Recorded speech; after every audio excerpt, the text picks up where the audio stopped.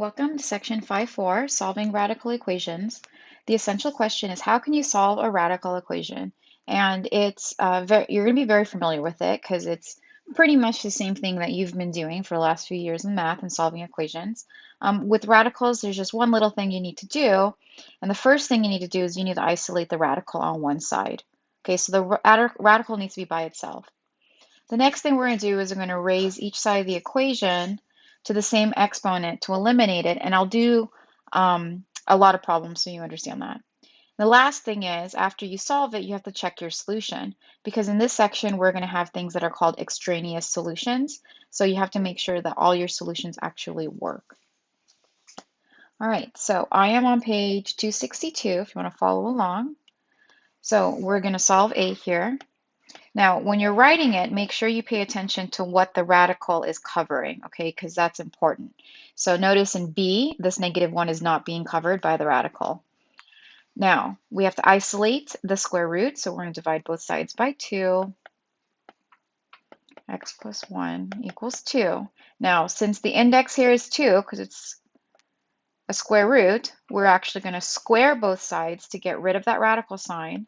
The x plus 1 pops out, and then that becomes 4, subtract 1, and the answer becomes 3. In B, cube root of 2x minus 9 minus 1 on the outside equals 2.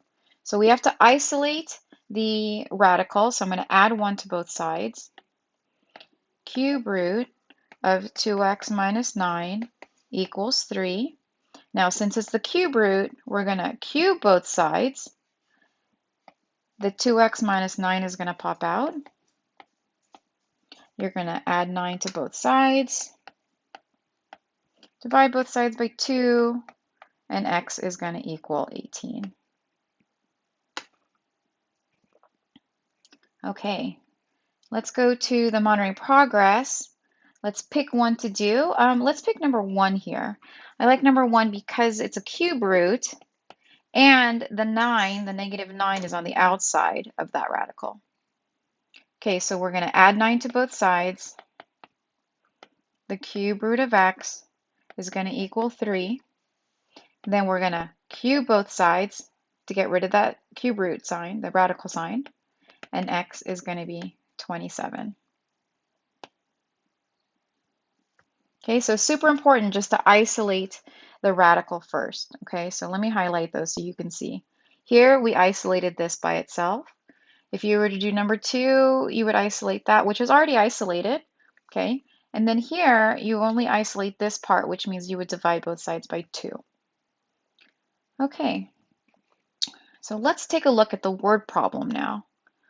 In a hurricane, the mean sustained wind velocity v in meters per second can be modeled by this equation. V of p equals 6.3, the square root of 1013 minus p, where p is the air pressure in millibars at the center of the hurricane. Estimate the air pressure at the center of the hurricane when the mean sustained wind velocity, which is v of p, is 54.5 meters per second. Okay, so that means this part right here, 54.5, we are going to substitute it here on this side. So 54.5 is going to equal 6.3, the square root, 1013 minus p. Now, in order to solve for p, right, we have to get rid of that sign. So you need to take out your calculator. Okay, we're going to divide both sides by 6.3. You're going to get 8.65 is going to equal the square root 1013 minus p. Now let's get rid of that. So in order to get rid of it, we have to square both sides.